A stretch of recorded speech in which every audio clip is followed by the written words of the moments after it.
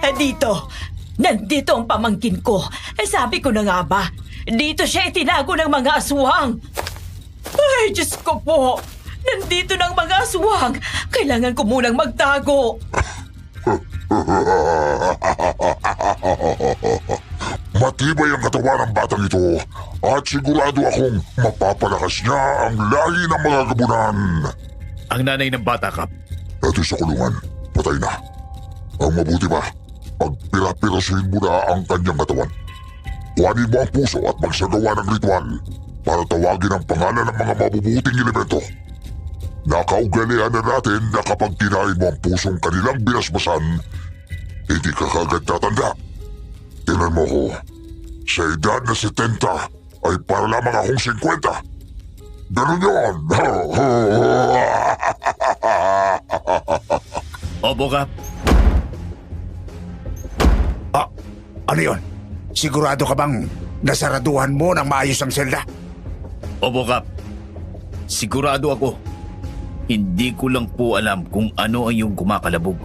Ang mabuti pa ay ating usisain at baka kung anong nangyari. Sige po, Kapitan.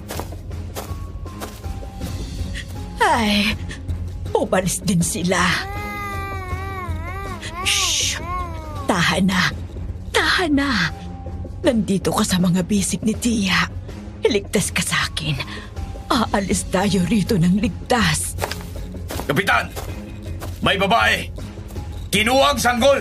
Habulin siya at siguraduhin mong hindi makakatakas. Hindi ka makakaligtas sa akin kapag naabutan kita! Hindi! Hindi! Pamangkin ko!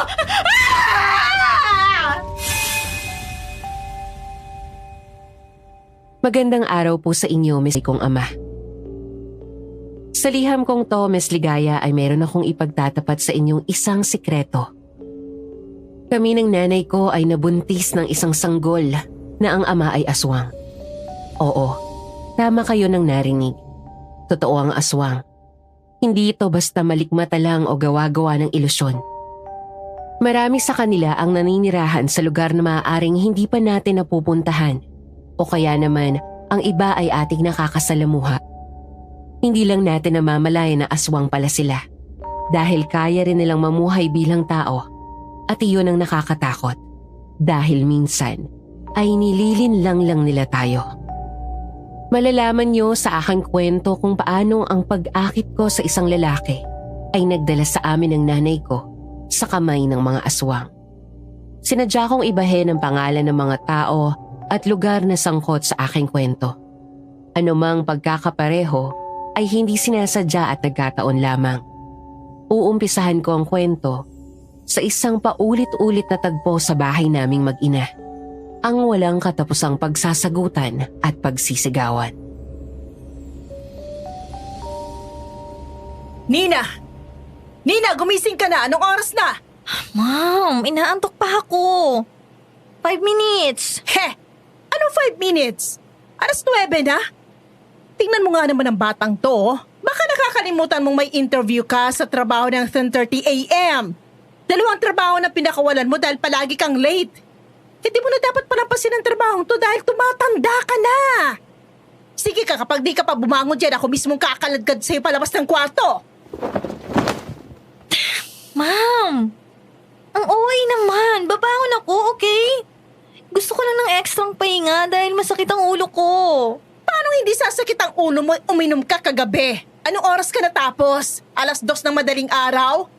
Binuhat ka na nga ni Jonah para lang makauwi sa bahay dahil kung hindi, baka kung saan kalsada ka pulutin. Ikaw talaga iinom-inom ng marami, hindi naman kaya?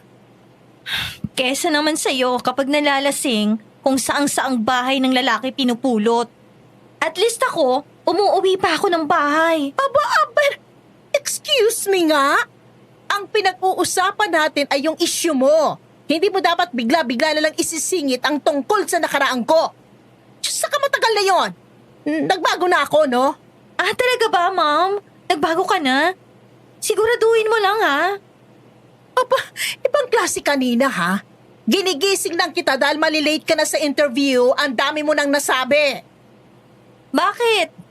Kasi kasi natatakot kang pag-usapan ng tungkol sa nakaraan mo. Kasi hanggang ngayon, hindi mo pa rin nababago. Tama ba ako, ma'am? Abot ang batang to. Wala ka ng respeto sa akin ah! Hindi ako sumagot at agad na tumalikod. Panay ang aking pag-irap. Hindi niya alam na nakamasid ako sa kilos niya at alam kong pagkukunwari lang ang lahat ng ipinapakita niya sa akin na nagbago na siya. Hindi ako umattend sa interview. Gusto kong lalo siyang madismaya at mapagtanto na ako ang pinakamatindi niyang karma. Sa kabila nito, nilihim ko ang lahat kay Dad. Ang mga kalokohan ko at ang mga pagtataksil sa kanya ng nanay ko na hindi niya alam. Kumusta naman yung interview mo doon sa pinapasukan mong trabaho? Hindi ka ba nahirapan? Maayos naman po, Dad. Kabisado ko pa rin ang mga sasabihin sa mga tanong nila sa akin. Mabuti kung ganon. Ibig sabihin, nakapasa ang anak ko. Hindi ba? Opo, Dad. Nakapasa ako. Yes! Ang galing-galing naman ang anak ko. Sabi ko na nga be, sa pagkakataong ito, ay makakapasa ka na. Sigurado akong tuwang-tuwa rin ang nanay mo. Siya nga pala anak. Magpapadala ko ng pera sa nanay mo. Yung pambayad niyo sa renta. Nung nakaraan kasi, pinadalahan ko siya pero ang sabi niya kinulang kasi siya, mayroon siyang binili. Hindi po, Dad. Sa akin mo na lang po ipadala. Oh, bakit anak? Huwag kang mag-alala. Magpapadala rin ako ng bukod na pera sa'yo. Isasabay ko na sa pagpapadala ng pera sa nanay mo. Kasi di ba, natanggap ka sa trabaho. Alam kong kailangan mong bumili ng mga bagong gamit, kagaya ng damit, sapatos at makeup. Kahit na, Dad. Sa akin mo pa rin ipadala. Bakit ba anak? May problema ba? Hindi ba nakakabayad ng renta ang nanay mo? Hindi naman po sa ganon, Dad. Ano po kasi, gusto kong maranasang magbayad ng renta. Oo, sige na nga. Pero sasabihin ko pa rin sa nanay mo na nagpadala na ako ng pambayad sa renta, ha? Hindi na po. Gusto ko po kasi siyang isurprise. Yung bigla na lang niyang malalaman na bayad ng renta ng bahay. Tapos hindi niya na kailangang magbayad. Ay, ikaw talaga anak. O sige na nga. Mabuti na lang talaga at napapayag ko si Dad. Napansin ko kasi na nitong mga nakaraang araw ay hindi na responsableng gumamit ng pera ang nanay ko. Isang buwan kaming hindi nakabayad ng renta at nahuli sa pagbabayad ng kuryente. Aaminin kong marami akong kalokohan, pero pagdating sa mga ganitong bagay ay responsable ako. Matapos ngang maipadala ni Dad ang pera, ay agad akong dumiretso sa landlady. Pero sa pagkakataong iyon ay may iba akong naabutan. Tao po! Tao po! Walang sumagot, Miss Ligaya. Kaya napilitan akong sumilip sa bintana at nagulat ako sa aking nakita. Sa loob ng bahay, sa mismong sala ng aming landlady na si Aling Sita, marami akong nakitang mga itim na kandila. Nasa gitna ang picture ng dalawang babae na magkamuka at tila ba ito'y kanyang dinadasalan. Pero ang nakakapangilabot, nakita ko ang malaking garapon na may lamang bungo ng isang babae. Mayroon din doong mga ilang piraso ng buto. Diyos ko! Anong ginagawa niya? Patuloy akong nag-obserba. Naalala ko na albularyo nga pala ang matanda. Si Aling Sita ay taimtim na nagdadasal ng mga salitang hindi ko maunawaan. At habang ginagawa niya yun, biglang nanindig ang aking balahibo. At tila lumakas ang hangin sa aking kinaroroonan. Mga ilang sandali lang ay nakita ko na may aninong itim na lumitaw sa likuran niya. Bukas nga pala ang third eye ko. Ang aninong ito ay yumayakap sa kanyang katawan at sa pagkakataong iyon, lalong lumakas ang kanyang pagdadasal. Hindi ko na kinayang nakikita kaya naman. Sino yun? Natigilan ng matanda sa kanyang ginagawa at napaharap sa aking kinaroroonan. Tila ba natuklaw ako ng ahas sa aking kinatatayuan kaya naman hindi ako makagalaw. Tumigil ang malakas na hangin at nawala ang anino. Si Aling Sita naman ay lumapit sa akin. Mabalasik ang mukha nito. Anong ginagawa mo rito ng ganitong oras? 5:00 na. Hindi po ba hanggang 6:00 ay pwede kayong puntahan sa bahay? Nagpatawag ako ng pulong nung isang araw. Nandun ang nanay mo. Ang sabi ko sa araw na ito, walang pupunta sa bahay. Ano bang kailangan mo? Magbabayad po ng renta. Masyado pang maaga para magbayad ng renta. Sa Lunes pa ako maniningil. Busy po kasi ako sa Lunes. Nandyan ang nanay mo. Hindi po alam ni ma'am na ako magbabayad ng renta ngayon. Ano bang problema sa nanay mo, ha? Hindi na nga siya nagbabayad ng renta at ilang beses ko nang pinagbibigyan. Aling Sita, 1 beses lang po na hindi nakabayad ng rentang nanay ko. Pasensya na po. 5 buwan, Nina! Po? 5 buwan hindi nagbayad ng rentang nanay mo. Pero sa kabila doon, pinagbigyan ko siya ng paulit-ulit. Kumusta na bang nanay mo? Anong nangyayari sa kanya? Bakit parang hirap na hirap siyang maghawak ng pera? May mahalagang bagay ba siyang pinagkakagastusan o baka naman? Ako na pong humihingi ng pasensya sa nanay ko, Aling Sita. Hayaan niyo po. Isasabay ko na rin sa Lunes yung 5 buwan na hindi namin nabayaran. Pangako yan. Huwag na. Yung ngayong buwan na lang ang bayaran mo. Maraming buwan nang nakalipas, iha. Nakaraos na ako ron. Ang gawin mo na lang ngayon, kausapin mo ang nanay mo at kung may ginagawa siyang hindi tama, paalalahanan mo siya. At sana lang din ay huwag kang sumunod sa yapak niya, ha? Parang hinaplos ang puso ko sa sinabi ni Aling Sita. Medyo nahihiwagaan ako sa kanya dahil sa mga kakaiba niyang ginagawa. Pero ramdam ko ang malasakit niya sa aming mag-ina. Nagmadali akong umuwi ng bahay para kausapin ang nanay ko tungkol doon. Pero nag-init ang dugo ko sa naabutan ko. Pagsilip ko pa lang ng bintana. Buti dumating ka. Miss na kita eh. Dito ka na lang, ha? Teka, may kasamang lalaki ang bruwa. Gagawa na nga lang ng kalandian sa loob ng kwarto niya. Hindi pa isinara ng mabuti ang pinto. Tingnan mo nga naman. Ang kalit talaga ng katawan ng nanay kong to. Yari ka sa akin pagpasok ko dyan. Nina!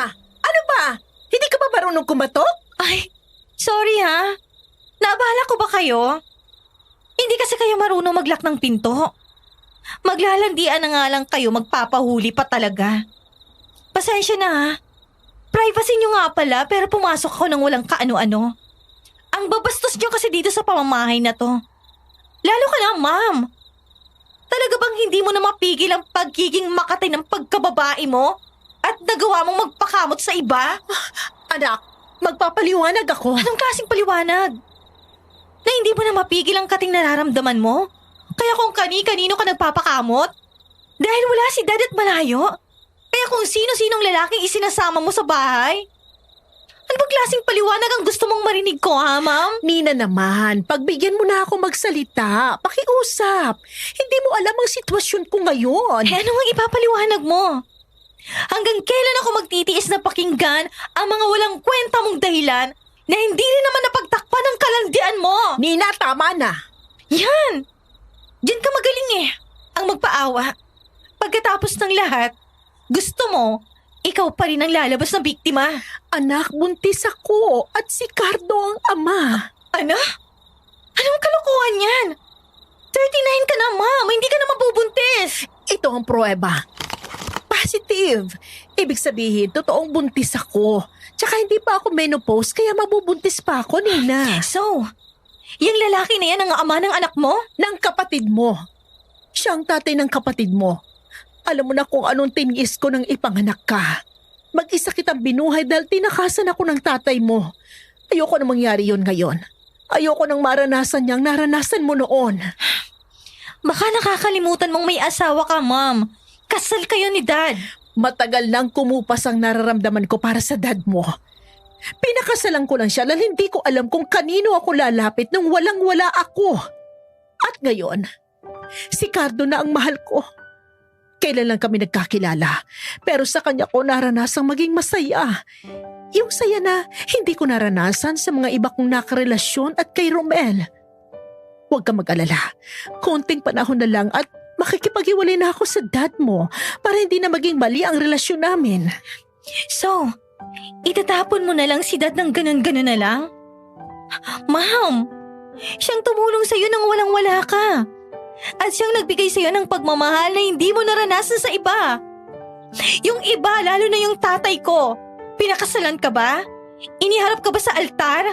Hindi, di ba? Tapos nakilala mo lang yung lalaki na yan? Ganun mo na lang siya itatapon? Hindi mo kasi naiintindihan, anak. Nananatili lang ako sa relasyon namin ni Romel dahil wala pa akong ibang makakaramay. Anak, alam mo naman na wala akong pamilya. Ni hindi ko kilala ang mga magulang ko o ang mga kapatid ko. Lumaki lang ako sa ampunan at kung hindi dahil kay Aling Sita, hindi ako magkakaroon ng bahay. Matagal lang wasak ang buhay ko, anak, at yun ang hindi mo naiintindihan. Gusto ko rin naman ang maging masaya. At sigurado ako magiging masaya ako sa piling niya. So, ginamit mo lang si Dad, ganun ba? Ilang beses ko mag-uulitin sa'yo na hindi mo naiintindihan, Nina. Wala kang karapatang magsalita laban sa akin kung hindi mo ko pinakikinggan.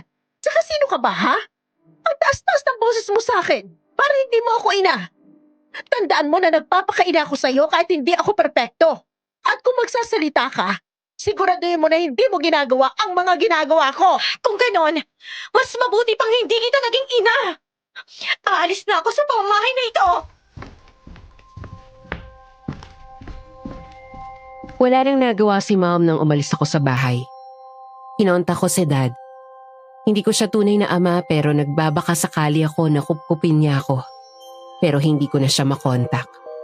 Marahil dahil sa ginawa ni Mom. Nakituloy ako sa bahay ng best friend kong si Jonah. Sa pagkakataong iyon, nagpakalasing ako. Walang araw na hindi ako nalalasing sa bar at umuuwing halos wala ng malay sa bahay ng kaibigan ko. Kung kani-kaninong lalaki ako sumisiping at hindi ako nagpursiging humanap ng trabaho. Mabuti na lang at may kaya ang best friend ko. Siya ang gumagasto sa akin pero isang araw, naubos na rin ang kanyang pasensya. Tama na yan, Nina. Ano ba, Bes? Hindi pa ubos yung alak na iniinom ko eh. Ang mahal-mahal niyan. Sige ka. Sa'yo din naman galing ang pinambibili nito eh. Kahit na, sobrang wasted ka na, no? Alam kong galit ka sa nanay mo at gusto mo lang ilabas ang emosyon mo pero sobrang lang ginagawa mo sa sarili mo. Umiinom ka nang wala man lang laman ng tiyan mo tapos hindi ka man lang nagpapahinga sa alak. Tapos isa pa, nag-iingat ka ba ha? Araw-araw na lang kung sino-sinong lalaki nakakasama mo. Masama lang ang loob ko sa nanay ko pero ayoko mabuntis. Ayoko magsilang ang isa na namang bata na magdudusa sa mundong ito. You know that, Bes? Pero pwede kang magkasakit sa ginagawa mo, Nina. Kapag nagkasakit ka ba, sa tingin mo, magbabagong nanay mo? Akala mo, totoong nakakatulong ginagawa mo. Umayos ka nga, Bes. Tara na, umuwi na tayo.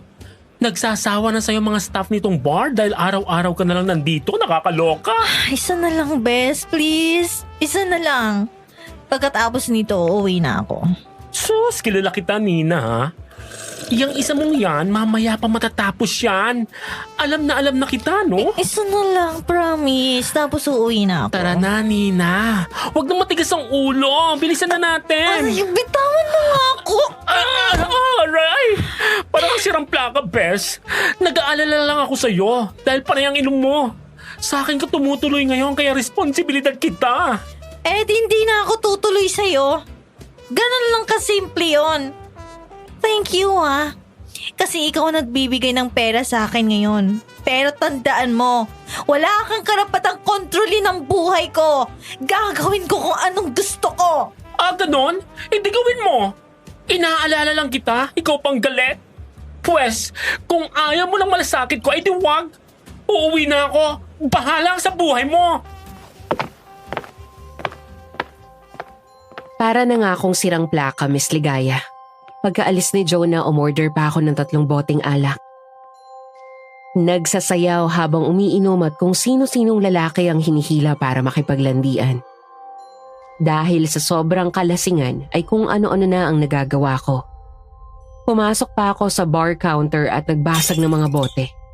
Ito ang dahilan kung bakit pinalabas ako sa loob ng bar at wala man lang nakaisip na ipahatid ako sa bahay ng kaibigan ko. Yan, ganyan kayo eh. Wala kayong malasakit sa akin. Gusto ko lang namang ilabas ang lahat ng sama ng loob ko eh. Masama bang masakpan ako? Dahil hindi pa rin nagbabago ang nanay ko. Sabagay, sabi nga niya parehas lang kami. Sa kanya nga pala ako nagmana. Nahihilo ako. Gusto kong mahiga. Ang sarap dito. Para akong nasa malambot na kama. Matutulog na ako. Miss Ligaya, sa sobrang kalasingan ko, hindi ko na alam kung saan ako nakahiga. Basta ang alam ko lang nakatulog na ako doon sa sobrang kalasingan.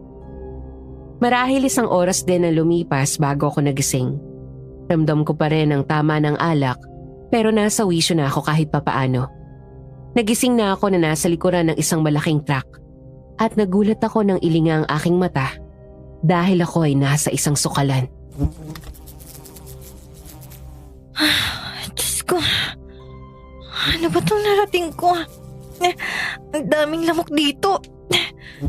Saan ba ito? Puro puno at damo.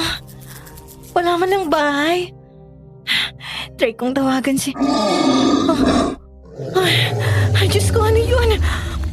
May mabangis na hayop pa yata sa lugar na ito. Hindi maganda ang pakiramdam ko sa lugar na yon. Agad akong bumaba sa likod ng truck at nag-usisa. Yung una kong pinuntahan ay ang driver's seat. Tiningnan ko kung nandun ang driver ng truck pero walang tao doon. Hindi naman ako makapasok dahil nakalakang pinto. Chinek ko rin ang cellphone ko pero walang signal.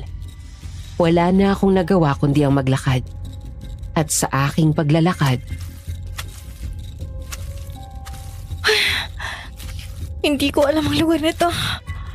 Hindi ko alam kung saan ako dadaan. Ang sakit-sakit mo ng ulo ko. Teka, may lalaki doon. Baka pwede ko siyang pagtanungan.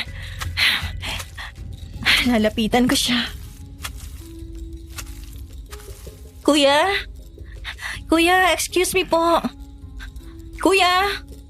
Ay, suplado. Anong kailangan mo? Bakit ganang boses niya? Parang ang weird. Kuya, alam mo po ba kung saan ang lugar na to? Oo naman. Alam na alam ko. Gusto mo bang ituro ko sa iyo ang daan palabas? Ang kaso, may bayad. Kuya?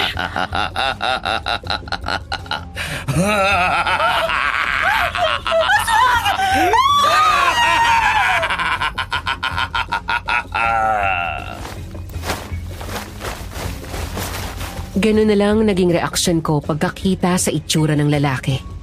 Itim ang kulay ng kanyang balat. Puti ang buhok. Mahaba ang mga kuko. Nakaluwa ang mata at kakaiba ang hugis ng ilong at bibig. Halos hindi ako makagalaw sa sobrang takot. Sinubukan kong umatras pero nawalan ako ng balanse. Kaya naman hindi na ako makapalagpa ng tuluyan nang lumapit siya sa akin. Ang tagal kitang minatyagan, pero sa pagkakataong ito, ikaw na mismo ang lumapit sa akin. Binubuo ko pa ang plano ko kung paano ka makukuha. Pero nandito ka na ngayon. At hindi ko na palalampasin pa ang pagkakataong ito. Anong gagawin mo sa akin? Paiinitin ko ang ating dahil.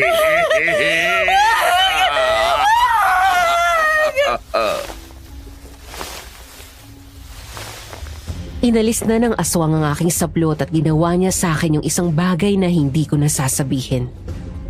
Sinubukan ko namang makawala sa kanya, pero malakas ang kanyang puwersa. Kahit anong lakas ko, hindi ako makaalis. Sobra pa rin ang pagkahilong aking nararamdaman at mga ilang sandali lang, nawalan na ako ng ulirat. Kinabukasan, nang magising ako ay wala na ako sa sukalang iyon. Nakahiga na ako sa kama ni Jonah.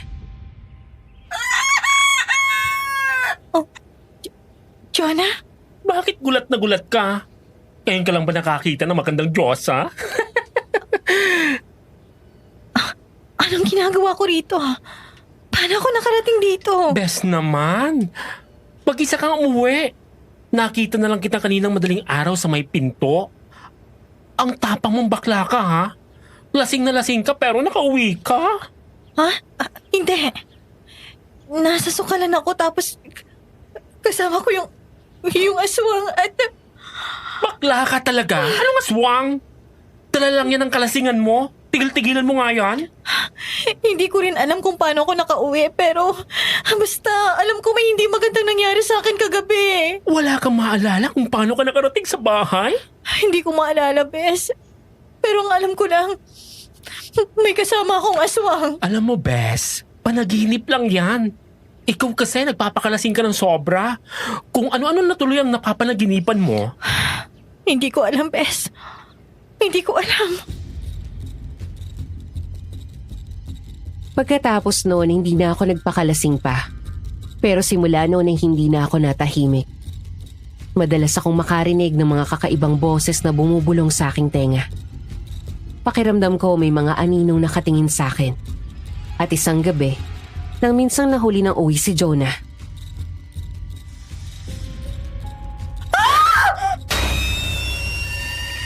Habang nakahiga ako ay nakita ko mula sa bintana ang figura ng isang nilalang. Kagaya ng nilalang na nakita ko noong gabing nalasing ako. Pulang-pula ang mga mata nito at nakatingin sa akin na may pagnanasa at sabik na sabik. Tumayo ako mula sa pagkakahiga, pero parang may humahatak sa aking pa at hindi ako makatayo. Nanlamig na ako sa pawis. Halos mabingi na rin ang aking tenga dahil sa walang tigil na pag-angil ng nilalang. Diyos ko, huwag niyo ako pababayaan. Nagsimula ng kumilos ang aswang. Inuga nito ang panara ng bintana at nagbabalak ng pumasok. Lalo akong nangilabot. Natakot at pinagpawisan ako ng malamig. Palakas na rin ang palakas ang kanyang angil. Mas lumalalim. Mas nagiging nakakatakot. Diyos ko po. Diyos ko, tulungan niyo po ako. Pagkasambit ko noon ay narinig ko ang malakas na pagkatok sa pinto. Hindi ako tumayo para pagbuksan yon dahil natakot ako na baka kung ano pa ang makita ko. Pero sa awa ng Diyos, si Jonah ang pumasok. Nawala na rin ang nilalang sa may bintana. Bes, ano ba? Bakit ka sumisigaw? Kakauwi ko lang. May aswang sa bintana. Siya yung aswang na nakita ko nung gabing nalasing ako. Wala naman ah. Patulog ka na kasi. Anong oras na oh? Kakapuyat mo yan kaya kung ano-anong tumatakbo sa isip mo. Hindi ako makatulog. Kasi may mga naririnig akong boses. Marami sila. At parang halimaw. Tapos yun nga, may nakita kong aswang sa bintana. Hindi ko na alam kung anong nangyayari sa akin. Magbagong buhay ka na kaya bakla. Baka sinisingil ka na sa mga kasalanan mo, no? Nababalo na yata ako. Simula noon ay umiwas na talaga ako sa alak o kape para makatulog lang ako sa gabi. Uminom na rin ako ng sleeping pills pero puro nakakatakot naman ang aking panaginip. Kahit ganoon nagpatuloy pa rin ang mga nakakatakot kong karanasan. Hanggang sa inaya na ako ng kaibigan ko na magpatingin sa psychiatrist. Hindi na kasi pangkaraniwan ang nararanasan ko. Oh, anong sabi ng psychiatrist? Hallucination daw. Dahil daw sa sobrang stress at gulo ng utak. Lumilika na daw ang utak ko ng mga hindi totoong bagay. Pero pakiramdam ko, totoo ang mga nangyayari sa akin. Bes, seryoso yung pinagdadaanan mo ha? Pakiramdam mo ay totoo kasi yung mga iniisip mo ay kumokontrol sa'yo. Hindi. Sigurado ako na totoo ang lahat ng yon. Pinagsamantalan ako ng isang aswang at palagi siyang nagpapakita sa akin. Kaya rin siguro may mga nakikita akong anino dahil binabantayan niya ako. Siya rin siguro ang dahilan kung bakit may mga naririnig ako mga kakaibang boses. Ay nako, Bes. May iniresetang gamot sa'yo, di ba? Ang mabuti pa, inumin mo ang mga gamot na yan para matigil ng paglikha ng utak mo ng mga kung ano-anong senaryo, di ba? Siguro. Ay, may tao. Teka lang, Bes ha. Pagbuksan ko lang. Sige, Bes. Nagmadaling tinungo ni Jonah ang pinto para pagbuksan ng bisita. Pagbalik niya, nagulat ako dahil kasama niya ang lalaki ni Mom na si Cardo. May mga dala itong plastic na may lamang grocery. Bes! May bisita ka. Gusto ka raw niyang makausap kasi pinapunta siya ng mamo rito. Maiwan ko muna kayong dalawa ha. Baka kasi importante pag-uusapan niyo. Sige. Doon muna ako sa kwarto. Anong sadya mo? Pinadala ng mami mo itong mga grocery. Nag-aalala kasi siya na baka kasi hindi ka na nakakakain ng maayos. Binili niya lahat ng mga paborito mong pagkain. Ako na lang ang pinapunta niya kasi alam niyang baka raw ayaw mo siyang makita. Talaga ba? Hindi yan ugali ni Mom. Pera ang ibinibigay niya sa akin sa halip na grocery. Galing ba yan kay Mom o sa'yo? Kasi nagpapalakas ka sa akin at sinusubukan mong kuhanin ang loob ko. Sigurado ko, galing ito sa mami mo. Okay. Thank you. Pero pakiuwi mo na lang yan. Ayos lang ako rito. Ayoko munang makarinig ng kahit ano kay Mom at lalo na sa'yo. Huwag ka ring umasa na matatanggap kita bilang tatay. Teka, ano? Napansin ko kasi na nakatitig siya sa akin. Hindi sa aking mukha kundi sa aking tiyan. Napansin ko rin na iba ang ekspresyon ng mukha ni Cardo lalo na ang kanyang mga mata. Parang baliktad ang refleksyon ng kanyang mga mata. Hindi ko alam pero parang bigla akong nakaramdam ng kakaiba. Kaya natigilan na rin ako hanggang sa siya na mismo ang bumasag sa katahimikan sa pagitan naming dalawa. Kung hindi mo matatanggap itong mga dala ko, sabihin ko na lang sa mama mo na nasa maayos ka namang kalagayan. Alis na ako. Hindi na ako nakapagsalita hanggang sa umalis siya. Parang may kakaiba. Parang may kahulugan ng paraan ng pagtitig niya sa aking tiyan. Sa pagkakataong iyon, nahiwagaan ako sa pagkatao ni Cardo. May bagay sa kanya na hindi ko maipaliwanag. Nang sumunod na araw, palagi na akong nahihilo at nasusuka. Hanggang sa nagpa-check up ako sa doktor at nalaman ko ang resulta.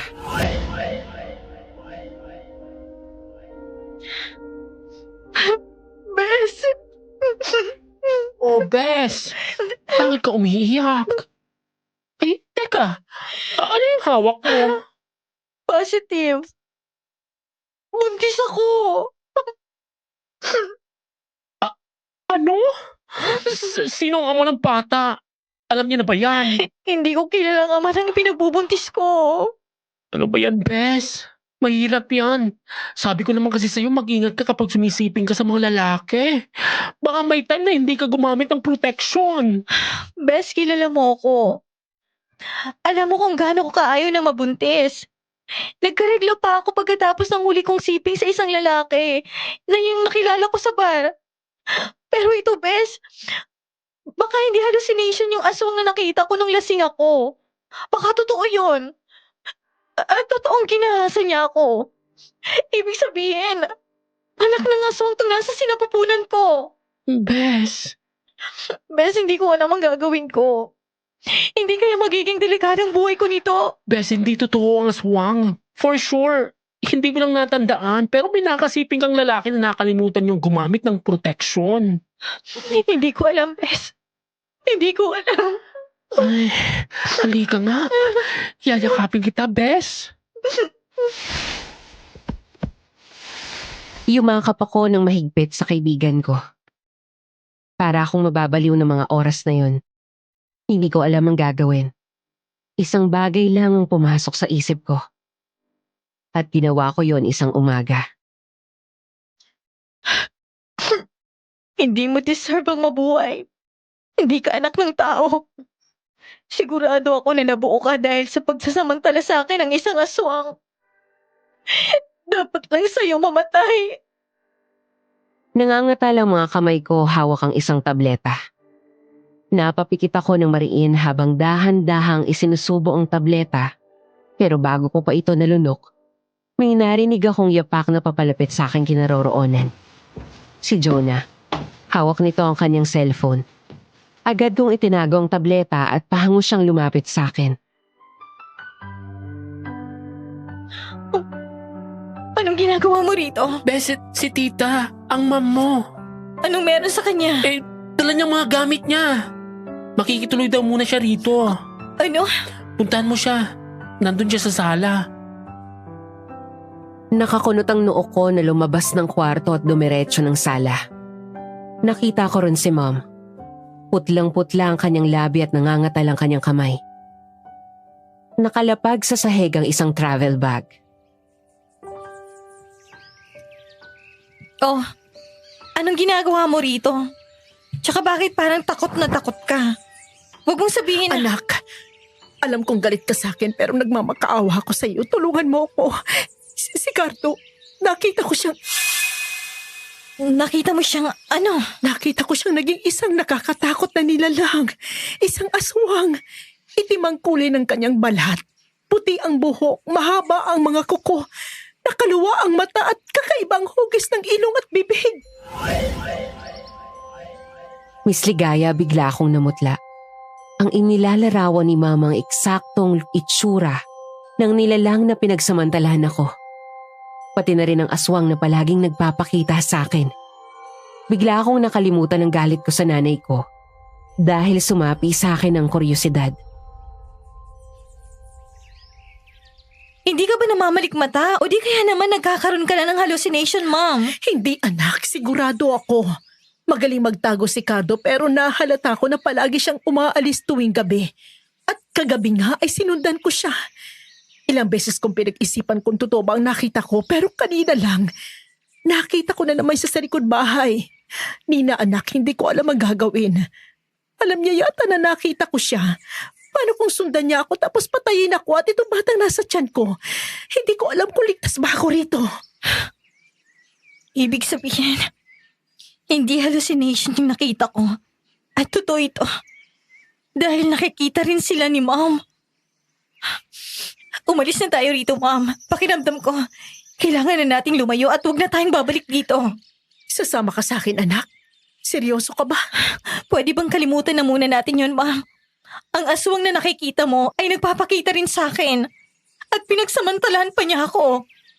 Ang batang dinadala ko ngayon ay anak ng aswang. Buntis ka? At nabuntis ka dahil pinagsamantalahan ka ng aswang? Hindi ko ito ginusto, Mom. Hindi ko ginusto magkaganito at pakiramdam ko ngayon. Delikado ng buhay natin. Kaya kailangan na nating umalis. Kapag nakalayo na tayo. Bahala na kung anong gagawin natin sa mga nasa tiyan natin. Basta yun ang sunod nating pag-iisipan. Basta ngayon, umalis na tayo. Pakiramdam ko rin, iisa ang ama ng anak natin. Anak, hindi kita naprotektahan. Patawarin mo ako. Wala tayong magagawa, Ma'am. Basta umalis na tayo sa lugar na to. Hindi na tayo ligtas.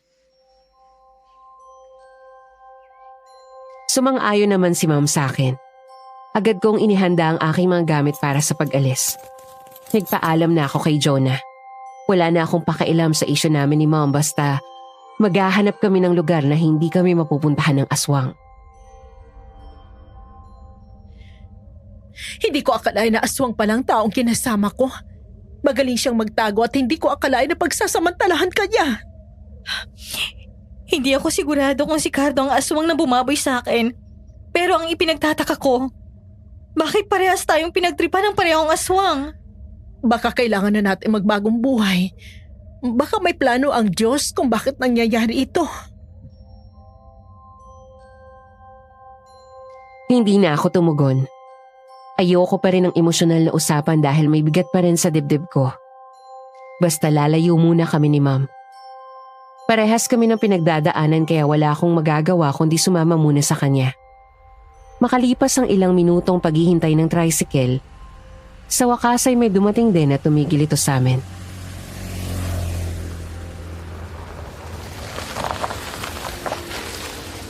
Yan na anak. Sumakay na agad tayo para mabilis tayo makarating. Saan ba tayo pupunta, Ma'am? May kilala ako sa Maynila anak.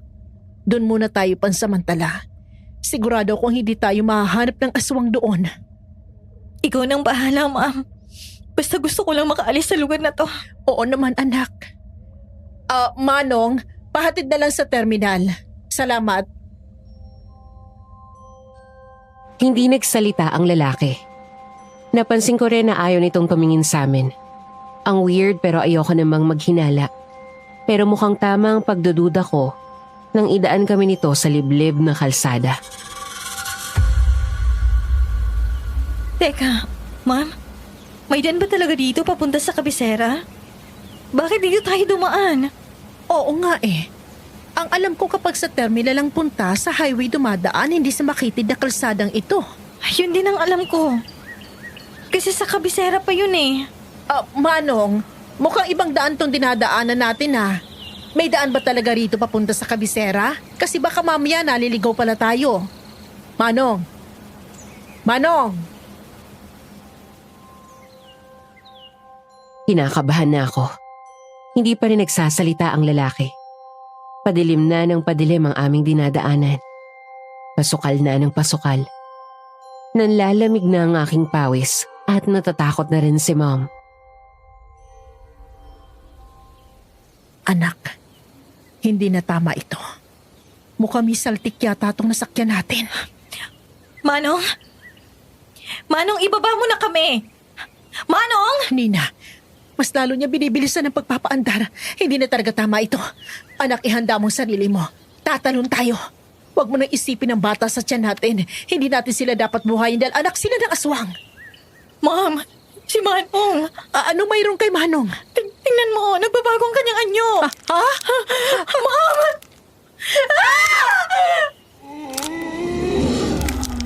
Ang driver ng tricycle ay unti-unting naging aswang.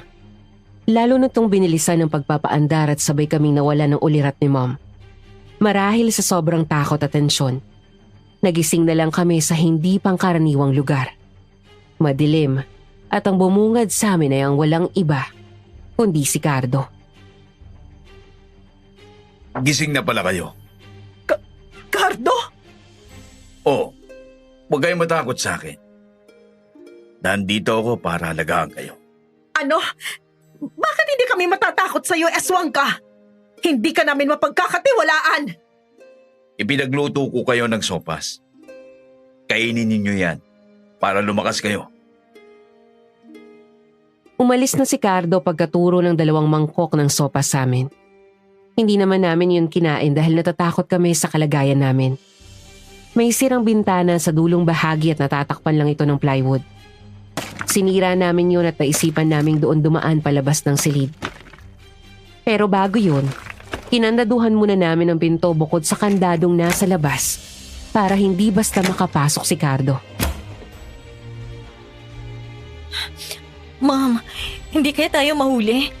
Sigurado akong hindi lang si Cardong narito. May inala ako na marami sila. At isa na nga sa kanilang driver na nasakyan natin kanina. Lakasan mo lang ang loob, anak. Kailangan natin tumakas hanggat maaga pa.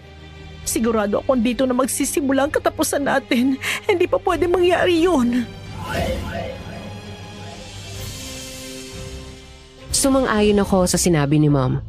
Kaya naman binilisan na namin ang pag-akyat sa bintana para makalabas. Umuna si Mom at sumunod naman ako sa kanya. Inilahad niya ang kamay niya sa akin para kapitan ko. Sa ganoong paraan ay mabilis akong makakababa.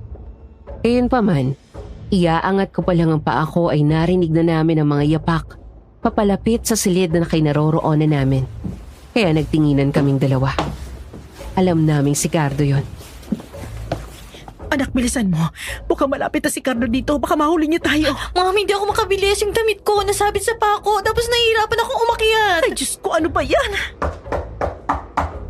Nina! Carmina! Pagbuksan niyo ako ng pinto! Nina, nasa may pinto na si Cardo. Bilisan mo na. Eto na, ma'am. Nina! Carmina! Ano ba? Hindi pa naman kayo natutulog, di ba? Bakit inyo sinara ang pintuan?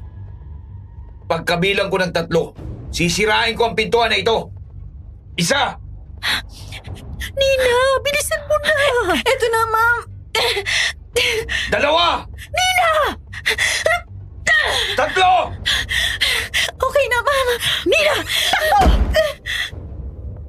Tumakbo kami nang hindi na lumilingon sa likod kasi alam namin na nahuli na ni Cardo ang aming pagtakas. Nakarating kami sa isang malaking punong kahoy sa di kalayuan na kung saan ay may mga nagkakatipong mga kakaibang nilalang. Tumigil kami sa likod ng punong akasya.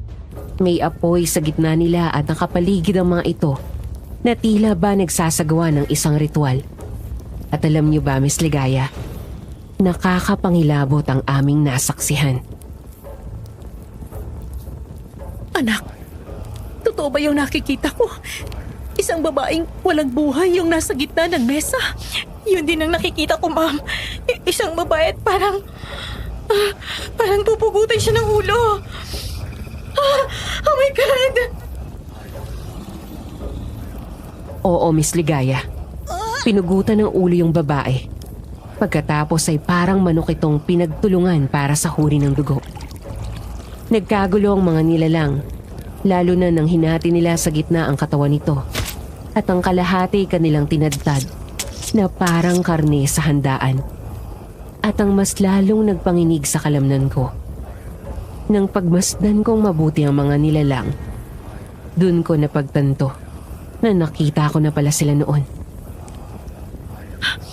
Ang mga nilalang na yan, nakita ko na sila. Kalahi sila ni Cardo, anak. Bakit tayong dalawang naisipan nilang biktimahin? Hindi ko alam. Ma'am, may sanggol. Anong gagawin nila sa kanya? Bakit siya itinataas sa gitna ng apoy at tila nire-ritualan nila? May mga nagsasayawan pa sa harap ng sanggol. Hindi na magandang hinala ko, anak. Paano kung kaya pala tayo dinala dito ay dahil tayong isusunod nila? Diyos ko! Kaya umalis na tayo, Nina, hanggat maaga. Ayoko pang mamatay. Gusto ko pang mabuhay, anak. Huwag kang mag-alala, ma'am. Aalis tayo rito ng ligtas. Sa pagkakataong iyon ay muling nabuhay ang malasakit ko sa aking ina na matagal ko nang kinamumuhian. Habang magkahawak ang aming kamay, ay tumayo kami mula sa pagkakaupo at sabay na tumakbo, palayo. Pero hindi pa man kami nakakalabas sa lugar na yon. Anak, may sumusunod sa atin. Talasan mo mabuti ang pakiramdam mo. Subukan kaya nating iligaw. Doon tayo duman sa parting yon, ma'am. Sige, anak, tama yan naisip mo. Tara dito, ma'am. Sige, susunod na lang ako.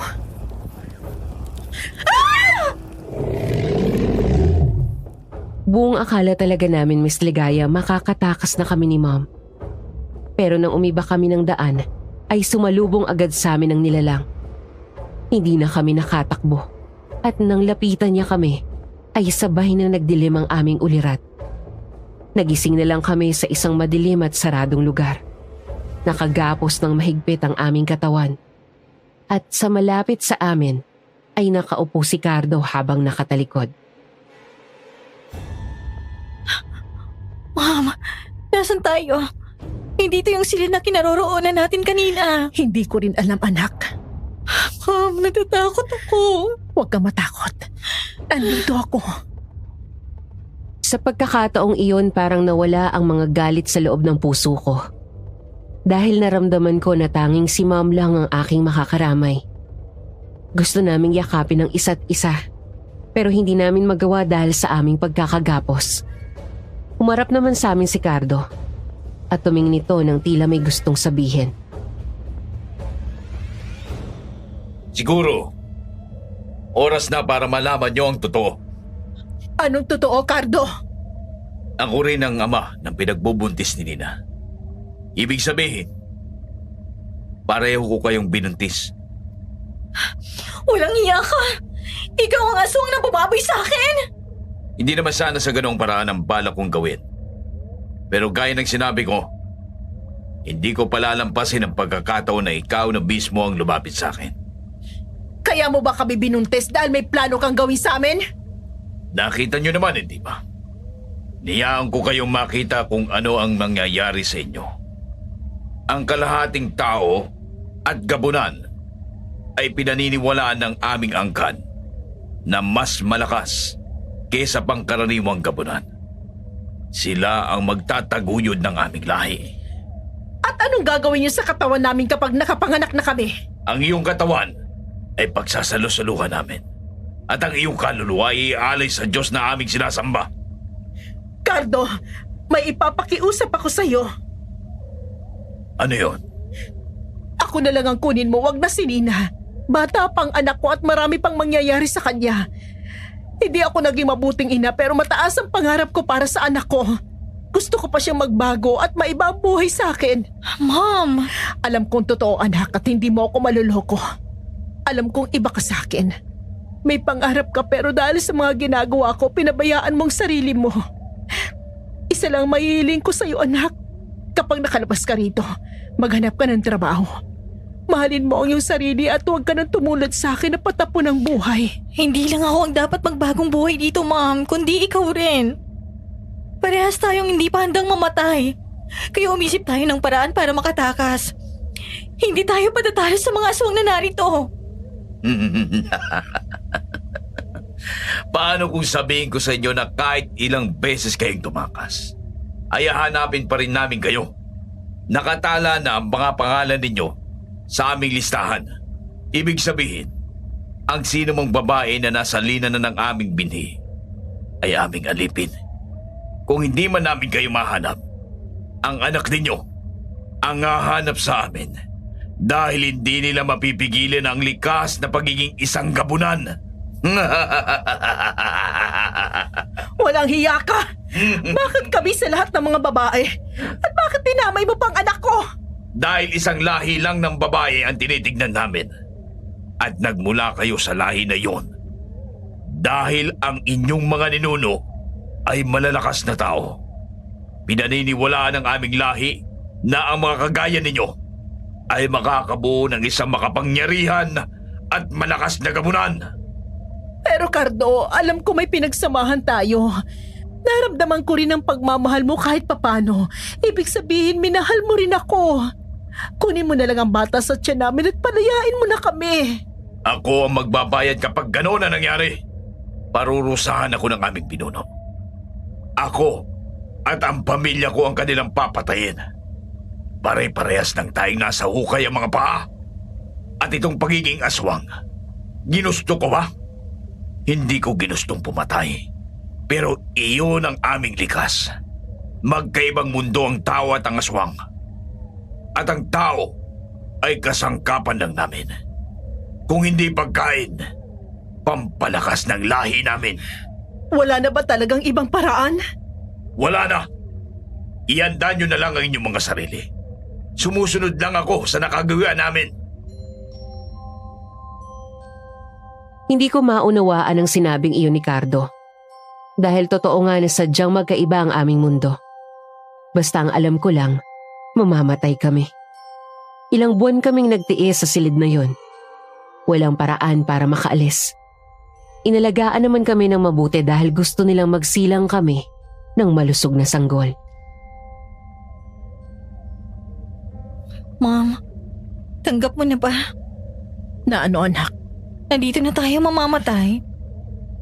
Kung may paraan para tumakas, tatakas na tayo. Pero kahit anong gawin natin, nandito pa rin tayo. Baka dito na tayo mamamatay at wala tayong magagawa kung talagang oras na natin, anak. Mom. Oh, ano yun, anak? I'm sorry po sa lahat. Sa mga masasakit na salitang nasabi ko sa iyo. Sa lahat-lahat. Mom, wala akong ibang ginawa kundi ang mga bagay na makakapag-disappoint sa'yo. Iniisip ko kasi na ako ang pinakamalaki mong karma, kaya ako ginagawa yon. Hindi ko na inisip na masasaktan ka sa mga sinasabi ko sa'yo. Humihingi din ako ng sorry sa iyo, anak. Kasi ang dami kong pagkukulang at hindi ko magawang ayusin ang sarili ko. Lumaki kasi akong kulang sa pagmamahal. Hindi ko nakilala kung sino ang nanay at tatay ko. Natagpuan ko na lang ang sarili ko sa bahay ampunan. Kung saan-saan nga ako nakikitira. At kung hindi dahil kay Aling Sita, hindi ako magkakaroon ng sariling bahay. Kahit pa nagbabayad ako ng renta, at least pumapayag siya na hindi ako makabayad minsan.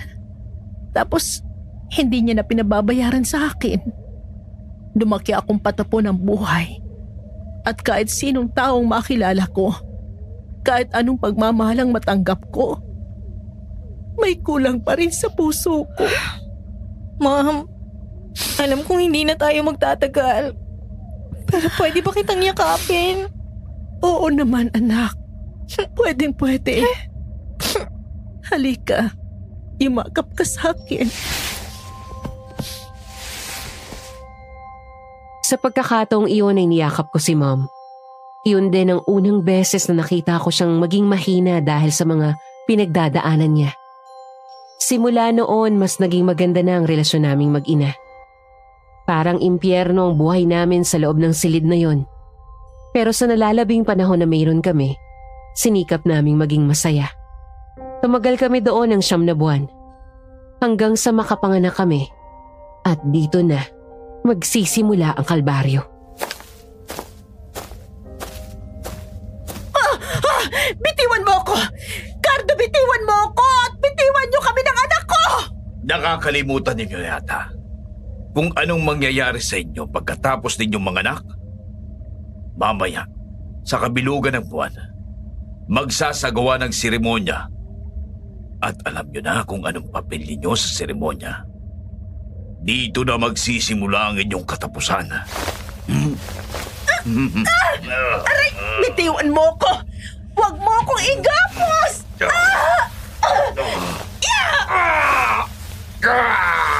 Carmina! Anak, pumalag ka rin sa nangahawak sa'yo. Tatakas tayo rito! Tanggapin na lang natin ang kapalaran natin, Mom. Anak, hindi pwede. Dapat mabuhay tayo. Lalo ka na. Aayusin pa natin ang buhay natin. Magsisimula tayo muli. Babawi pa ako sa'yo, anak. Tumulo ang luha ko sa sinabing iyon ni Ma'am. Bigla akong sinapian ng pag-asa. Binulungan ko si Ma'am. Sinabi ko na magpapagapos muna kami sa loob ng madilim na silid na yon. Pagkatapos ay iisip kami ng paraan. Pumayag naman siya at hindi na kami pumalag sa paggapos sa amin ni Cardo at ng mga kasama niya. Nang umalis ang mga ito, ay nagsimula na kaming mag-isip. May naiisip ka bang paraan, Mom? Nakikita mo ba yung kahoy na yon? Ano pong gagawin natin doon? Pagkikiskisin para makabuo ng apoy. Ginawa na namin yun nung minsan sumama ako sa camping sa bundok. At pagkatapos, tatapunan natin ang mga papel, tuyong tela at plastik na nandito sa loob. Sisikapin din nating masunog ang dingding at makaabot sa labas ang sunog. Paano tayo makakalabas sa ganung paraan, Mom? Nakikita mo bang dingding na yon? Halatang malapit na siyang masira. Habang nagsisimula ako ng sunog, ikaw naman ay binabakbak yun. Nakita ko kanina na masyado itong dulo at walang nagbabantay, kaya sigurado akong walang makakarinig sa'yo. Sigurado ka bang makakatakas tayo sa ganung paraan? Oo, Dina, sigurado ako. Kasi napansin ko na ang likod ng silid na to ay isang sukalan. Ibig sabihin kapag binakbak natin ang dingding, makakalabas tayo. Tapos magkakagulo sila dahil sa sunog. Kaya hindi nila mapapansin ang pag-alis natin. Pumayag ako sa naisip na plano ni Mom. Kaya naman sinimulan na namin. Hindi birong pagkiskis ng kahoy para lang makabuo ng apoy. Matagal na trabaho ito. Kaya naman halos masugat na ang kamay ni Mom. Ako naman ay nahirapan din sa pagbakbak ng dingding. Sa kabuuan, inabot kami ng 1.5 oras bago namin ito natapos. Okay na to, ma'am. Okay na rin ito, anak. Mamaya, kakalat ng apoy hanggang sa labas. Makakatakas na tayo, ma'am. Oo, Nina. Kumapit ka lang na mahigpit sa kamay ko. Huwag kang bibitaw. Akong bahala sa'yo, anak. Hindi kita pababayaan. Opo, ma'am. Kumapit ako ng mahigpit kay Mom. Iyon ang unang pagkakataon na na-appreciate ko ang pagiging ina niya sa akin. Tumakas kami sa lugar na yon. Ramdam namin sa likuran ng pagkakagulo ng mga aswang dahil sa sunog. Gabi na noon kaya madilim na sa labas, pero pinilit naming makita ang daan. Tiniis ang mga dawag at siit na humahampas sa mukha namin. Ang akala namin ligtas na kami. Pero Nina, talasan mo mabuti ang pakiramdam mo. May aswang. Anong gagawin natin? Saan tayo dadaan? Baka ibalik ulit tayo sa silid na yon. Tapos katapusan na natin mamayang kabilungan ng buwan. Shh! Anak, kumalma ka. Makakaligtas tayo rito. Tandaan mo yan. Kapit ka lang sa akin. tumango lang ako sa sinabi ni Mom at kumapit ng mahigpit sa kanyang kamay. Mas lumakas naman ang yapak ng nilalang kaya naman mas binilisan namin ang kilos. At sa di inaasahang pagkakataon, Mom! Anak! Nahulog ang paa ko sa maliit na butas sa lupa. Kumapit ka sa akin, Mami. Hilahin kita dyan. Isa, dalawa, tatlo. Anak, huwag mo na akong hilahin dito. Umalis ka na. Mom, hindi. Hindi kita pwedeng iwanan dito. Malapit ng nilalang. Nina, umalis ka na hanggat hindi pa tayo naabutan. Parang awa mo na. Hindi, Mom, hindi. Sabay tayo nga alis dito. pinilit kong hilahin si Mom mula sa butas pero kahit anong gawin ko, ay hindi ito maalis.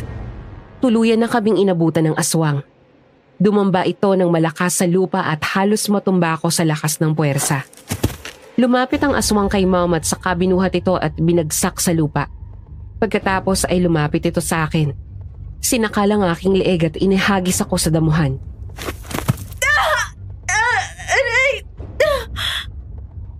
Marahil ginawa iyon ng aswang para manghina kami.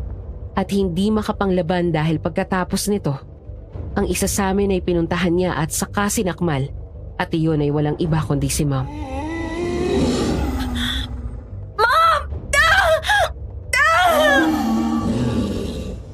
Pinilit kong tumayo kahit sobrang sakit ng katawan ko. At panay ang aking panghihina dahil nakikita ko na paulit-ulit na inaatake ng aswang ang aking ina. Hindi ko maigalaw ng maayos ang aking katawan, kaya nawawalan na ako ng pag-asa. Pero sa isang iglap,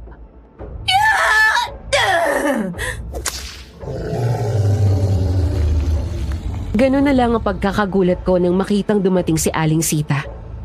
Paulit-ulit itong hinampas ng buntot pagi ang aswang. At pagkalaoy may kinuha itong pulbo sa maliit na bag na nakasabit sa kanyang katawan. Kulay ginto. Marahil ito ay mga dinurog na insenso. Napahiyaw ang aswang sa sakit at halos hindi na ito makagalaw. Oo nga pala, albularyong matanda. Tinulungan itong makabangon si Mom at sunod akong pinuntahan. Iha, sa tingin ko ay marami pang aswang ang nag-aabang sa inyo. Umalis na tayo habang nanghihina pang mga aswang na ito. Opo.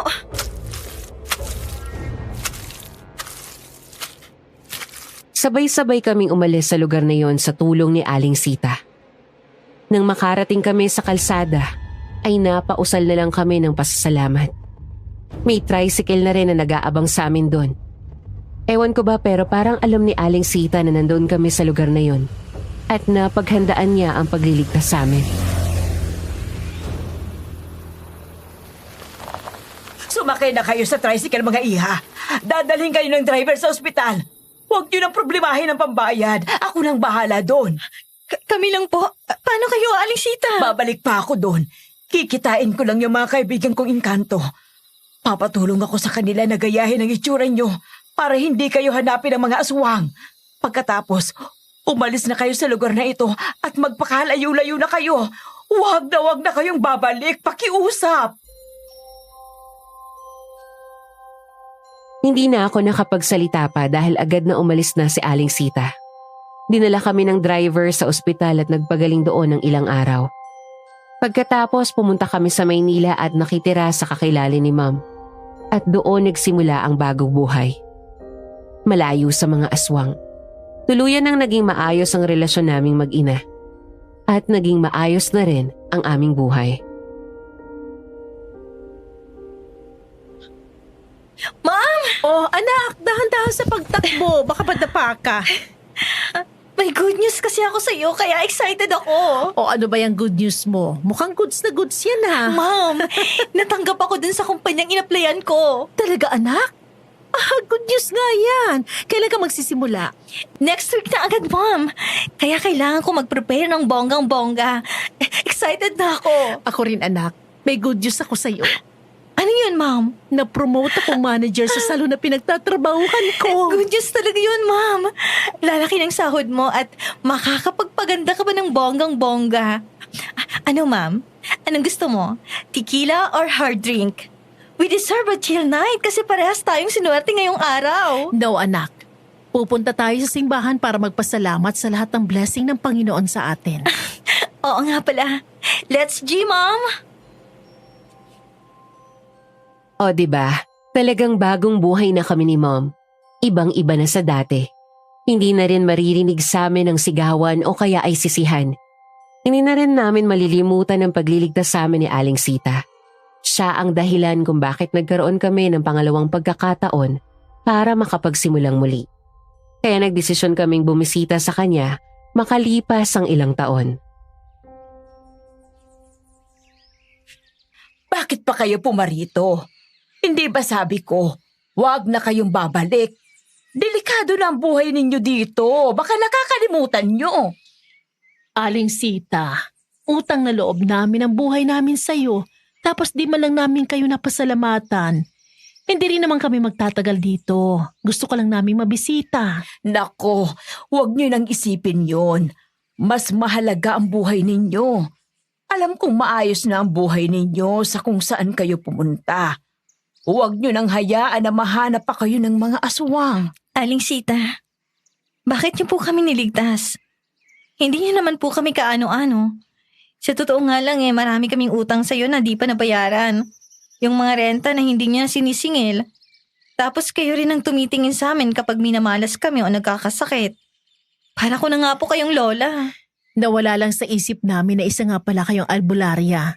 Sana pala bago kami umalis noon naalala ka naming puntahan. Hindi sana kami madadala ng mga aswang sa lugar nila.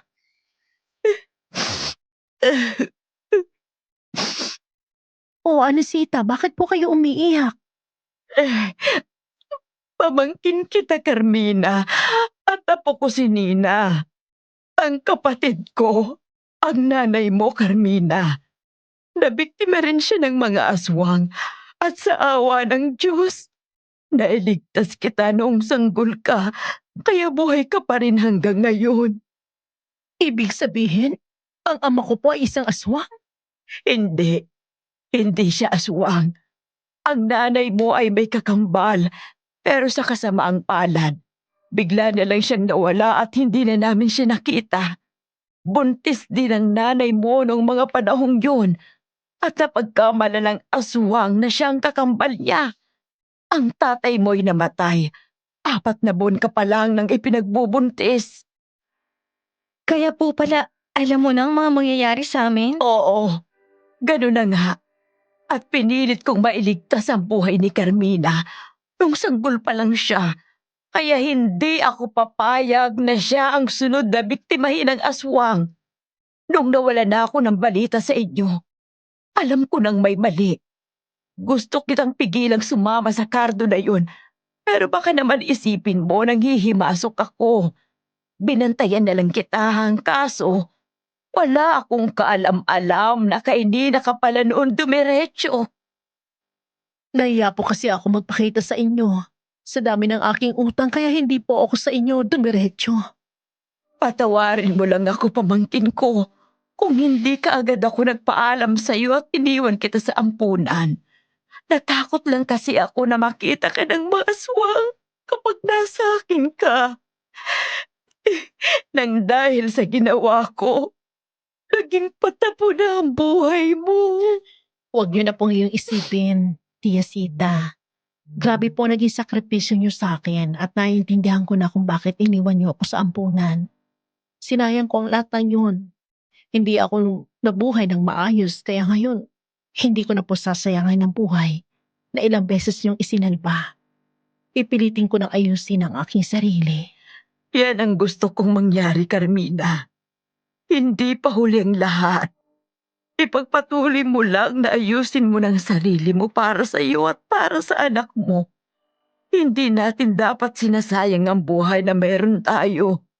Dapat mabuhay tayo sa tamang landas. Maraming salamat po, Tia Sita. Maraming salamat po, Lola Sita. Matagal ko nang pinapangarap na marinig yan. Parito nga kayo. Yayakapin ko kayong dalawa. Pagkatapos ng tagpong iyon, nagtuloy-tuloy na ang aming pagbabagong buhay. Itinigil na niya ang pakikipagkita sa kung sino-sinong lalaki at nag-focus na lang siya sa pagtatrabaho. Ako naman ay nag-focus na lang din sa aking naging trabaho at hindi na rin ako nakikipagkita sa kung sino-sinong lalaki. Lumalim ang samahan naming mag-ina at hindi na ito kagaya ng dati. Sinubukan kong i-contact si Dad pero nalaman ko na may bago na tong girlfriend. Sa wakas napunta na rin siya sa isang babae na mamahalin siya at hindi lolokohin. Napakabuti niyang tao kaya hindi niya deserve ang masaktan. Habang buhay ko na lang ipagpapasalamat ang pagganap niya bilang aking ama kahit hindi ko siya kadugo. Nakipag-anal na rin siya kay Mom kaya tuluyan ng natuldukan ang kanilang pagsasama. Kami naman ay nabuhay ng maayos at hindi na kami kailanman natagpuan ng mga aswang. Sa ngayon po ay may sarili na rin akong pamilya at mayroon ding maliit na negosyo ang Mom na kapapanaw lamang nung nakaraang taon dahil sa sakit niyang breast cancer. Bago siya pumanaw natupad niyang lahat ng pangarap niya at naayos na rin niya ng tuluyan ang kanyang sarili.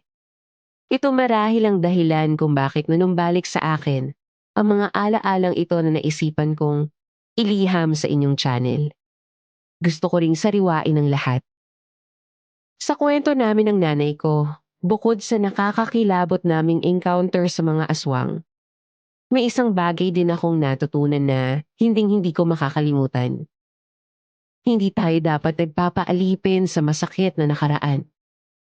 Hindi ito ang dapat maging basehan kung paano tayo mabubuhay sa kasalukuyan. Sa halip, ito dapat ang ginagawang inspirasyon para mabuhay at magpatuloy. Isa pa, piliin natin ang tamang landas, anuman ang nangyari. Hanggang dito na lang ang aking kwento at maraming salamat po. Nagmamahal, Nina.